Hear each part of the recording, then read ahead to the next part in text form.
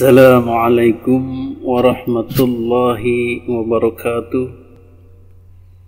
Alhamdulillahilladzi hadana lihadza wa ma kunna linahtadiya laula an hadanallah.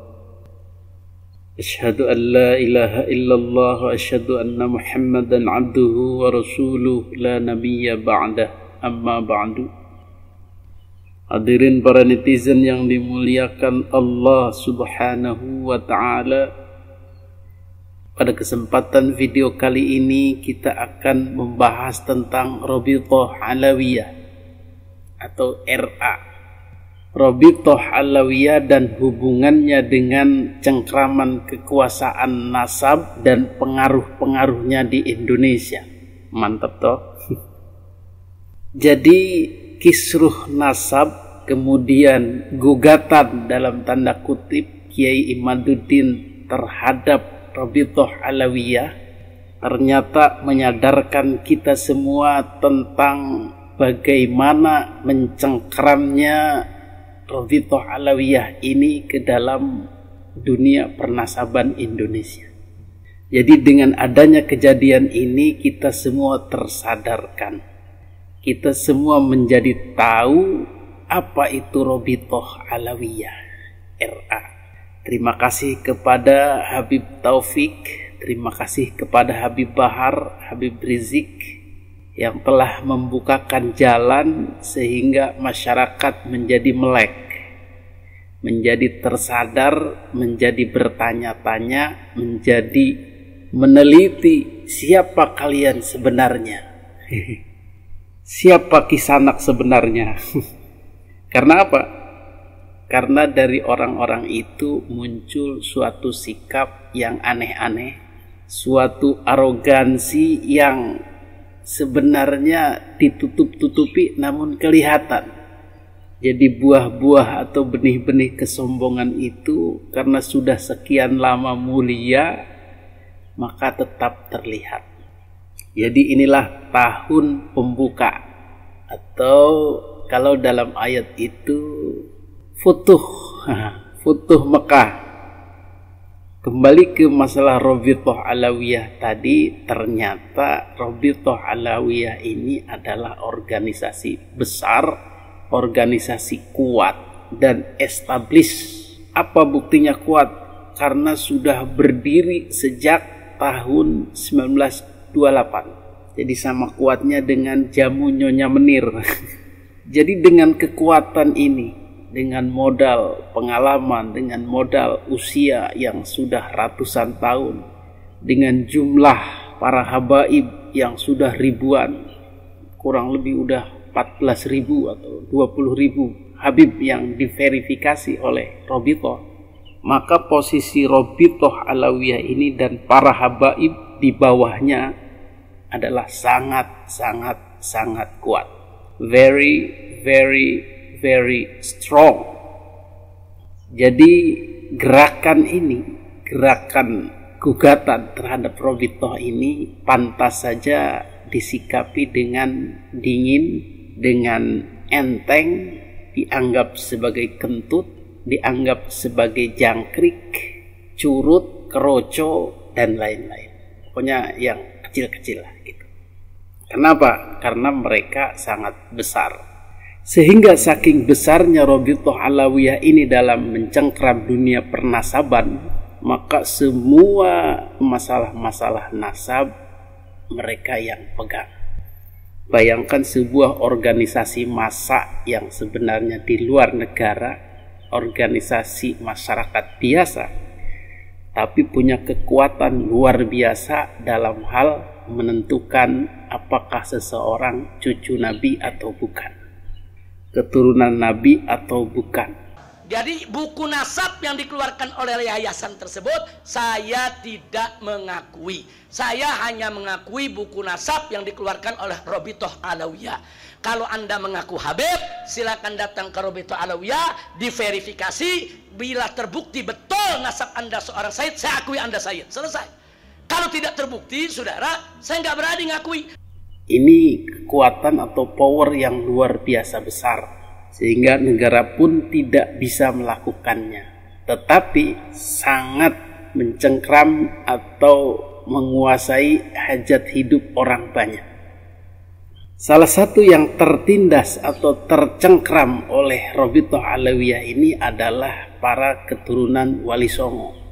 Jadi orang-orang yang sebenarnya punya silsilah kepada Kangjeng Nabi Muhammad Sallallahu Alaihi Wasallam ini harus merengek-rengek, meminta-minta, datang dalam tanda kutip menyembah-nyembah kepada Rabithah untuk diakui sebagai zuriyah Nabi. Bahkan diantaranya ada yang ditolak dengan alasan dari jalur ibu, tidak bisa diterima. Ternyata ada aturan khusus di Rabithah Alawiyah ini, untuk diakui sebagai zuriyah Nabi harus melalui jalur ayah dan tidak boleh melalui jalur ibu. Yang melalui jalur ibu dianggap tidak sah, putus, batal, dan tidak dianggap. Yang jadi masalah bagaimana yang ada sekarang? Katanya nih mereka keturunan Wali Songo, sehingga mereka pakai marga Asmatkan. Diverifikasi dulu dong, betul gak mereka keturunan Wali Songo? Mesti diverifikasi. Ada sebagian, saya pernah lihat itu nasab, saya lihat Fulan bin Fulan bin Fulan bin Fulan bin Nyai Fulan, binti Fulan bin Fulan baru Wali Songo. Berarti ada bin ke perempuan, nggak nyambung, saudara. Dalam zuriyah Nabi itu, saudara, itu binnya harus laki semua kecuali di Fatimatus Zahra yang ke Nabi. Di bawah itu nggak bisa dari Nyai. Saya mau tanya, kalau Nyai itu laki atau perempuan? Nah, jadi saya periksa nasabnya. Beb, kita nih Fulan bin Fulan bin Fulan bin Nyai Fulan, Beb. Ya kalau udah bin Nyai Fulan ya bukan. Kira-kira jelas gak? Padahal sebenarnya aturan ini dibuat-buat karena para ulama-ulama internasional, para syekh-syekh menyatakan bahwa pengakuan zuriyah Nabi itu tidak hanya melalui ayah, tetapi melalui ibu pun bisa. Dari mana mengambilnya? Dari Kangjeng Nabi Muhammad Sallallahu Alaihi Wasallam sendiri yang menisbatkan atau menasabkan ahlul baitnya, anak cucunya, keturunannya dari jalur ibu, yaitu Siti Fatimah. Maka umatnya pun boleh mengaku keturunan atau zuriyah Nabi dari jalur ibu. Dan ini sangat logis, karena mau bagaimanapun seorang anak adalah keturunan dari leluhurnya, baik itu melalui jalur ayah ataupun ibu, semua sama-sama cucu. Tidak ada yang jalur ibu akhirnya ditolak jadi cucu atau jadi keturunan. Saya ingin bertanya, apakah benar nasab keturunan Nabi dapat tersambung melalui jalur ibu? Ya, barang siapa bernasab kepada Nabi lewat jalur ibunya, maka dibenarkan diterima nasabnya, khususnya di Mesir dan negeri Syam yang termasuk di Maroko, Sudan, dan negara-negara lainnya. Syekh Muhammad Jamaluddin Al-Qasim, pengarang kitab judulnya Syarif Al-Bath, menerangkan hal itu. Asalnya kemuliaan nasab Nabi sesungguhnya ditetapkan melalui jalur ibu, sebab Siti Fatimah asal nasab. Karena itu di sini kita juga menetapkan nasab mulia tersebut bagi keturunan Siti Zainab binti Siti Fatimah binti Rasulullah. Dan kitab lama As-Sum fil Isbat Asy-Syarf min Jibal al-Um karangan Syekh Al-Makhashi, dan semua itu ada dalilnya. Tetapi pendapat ini tidak diambil oleh Rabithah Alawiyah. Mereka menetapkan fikih sendiri, menetapkan aturan sendiri yang menyatakan nasab dari ibu itu hanya untuk Nabi saja, untuk Siti Fatimah saja, tetapi untuk umatnya tidak boleh. Maka peraturan ini mengganjal atau menghambat para keturunan Wali Songo. Kenapa? Karena keturunan Wali Songo adalah sudah bercampur baur dengan warga masyarakat pribumi.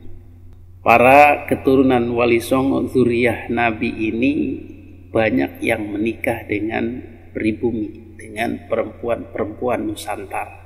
Sehingga keturunannya pun berubah nasabnya, berubah wajahnya, berubah pakaiannya, dan lain sebagainya. Sehingga sebelum ada gugatan nasab ini, para cucu Wali Songo tidak ada terdengar cucu Nabi, zuriyah Nabi, keturunan Nabi, karena mereka memang tidak mengurusnya atau tidak menggembar-gemborkannya. Tetapi di balik itu ternyata mereka dihambat untuk masuk ke dalam zuriyah Nabi lewat Ba'alawi, lewat Robitoh Alawiyah. Dan Robitoh Alawiyah ini menganggap satu-satunya jalur untuk menyampai kepada Rasulullah adalah lewat Ba'alawi, lewat mereka. Selain itu tidak ada. Maka orang-orang Robitoh Alawiyah atau para habaib ini didoktrin untuk mempunyai pengetahuan segitu-gitunya. Itu saja, baik Bahar bin Smith maupun Habib Rizik, itu sudah terdoktrin di kepalanya bahwa nasab Wali Songo terputus dari jalur ibu, atau terputus karena tidak memenuhi syarat kenasaban standar Robitoh Alawiyah atau klan Ba'alawi. Jadi sejak sekian lama terah Wali Songo ini disisihkan. Tidak ada yang berhasil menjadi Habib. Habib kok wajahnya Deso, Habib kok wajahnya Indonesia. Karena Habib dari keturunan ibu memang berwajah Indonesia banyaknya. Maka nasib para terah Wali Songo ini hanya di bawah saja, hanya menurut saja, tidak berani keluar ke permukaan karena mereka merasa bukan siapa-siapa.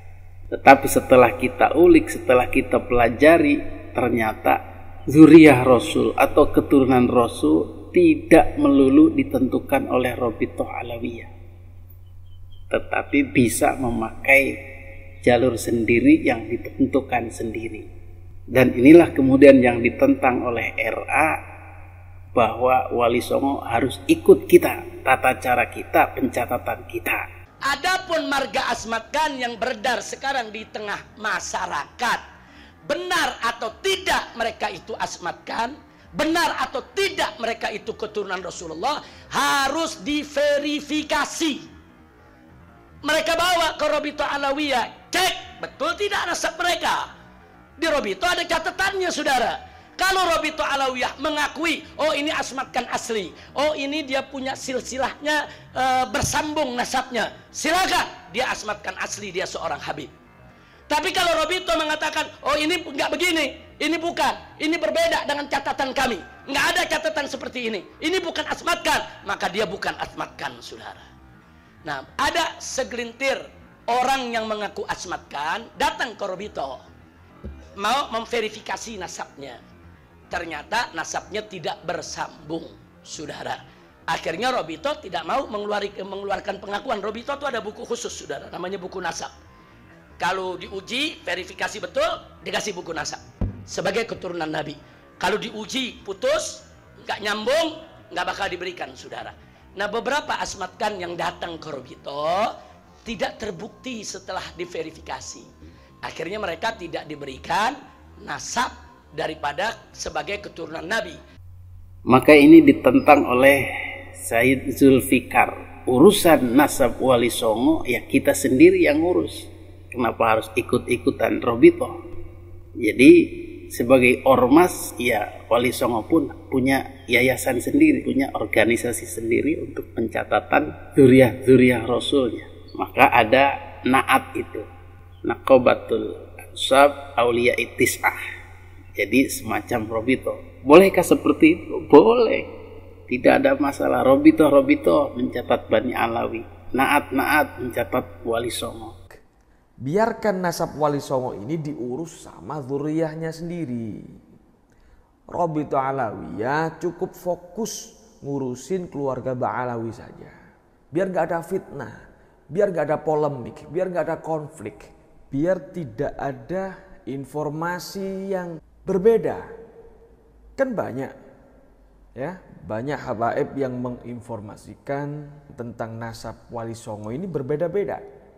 Ada yang mengatakan Wali Songo ini habaib marganya Al-Dhomat Khan. Ada habib yang mengatakan ini yang memasukkan data Wali Songo adalah ahli sejarah, bukan ahli nasab. dan hanya ditulis sampai Abdul Malik. Abdul Malik ke bawah nggak ditulis. Tapi di monogram silsilah yang ditulis oleh Robito Alawiyah itu ditulis. Tapi di sisi lain ada yang mengatakan tidak punya data Wali Songo. Yang lucu, ada yang mengatakan Wali Songo ini tidak punya keturunan. Jadi informasi tentang nasab Wali Songo antara Habib satu dengan Habib lainnya itu beda. Antara Habaib dengan Robito Alawiyah itu juga berbeda. Ya, nah ini sudah nggak, makanya harapan kami ya, Robito Alawiyah harus tegas, harus bisa menyelesaikan polemik ini agar tidak berkepanjangan. Yang jelas Wali Songo adalah keturunan Rasulullah Muhammad SAW. Ada yang keturunan Imam Hasan, ada yang keturunan Imam Husain. Nasab Wali Songo biarkan diurus oleh zuriyahnya sendiri. Biar tenang negara kita. Kemudian bagaimana bila jalurnya terpisah? Ya tidak masalah sepanjang mereka masing-masing punya catatan, punya keabsahannya dan siap diuji. Maka inilah kemerdekaan Terah Wali Songo dari cengkraman Robito Alawiyah. Dan juga kemerdekaan seluruh generasinya, seluruh pendukungnya dari para habaib. Jadi perlu diingat ya, habaib itu gelar untuk keturunan Bani Alawi. Habaib belum tentu zuriyah Nabi.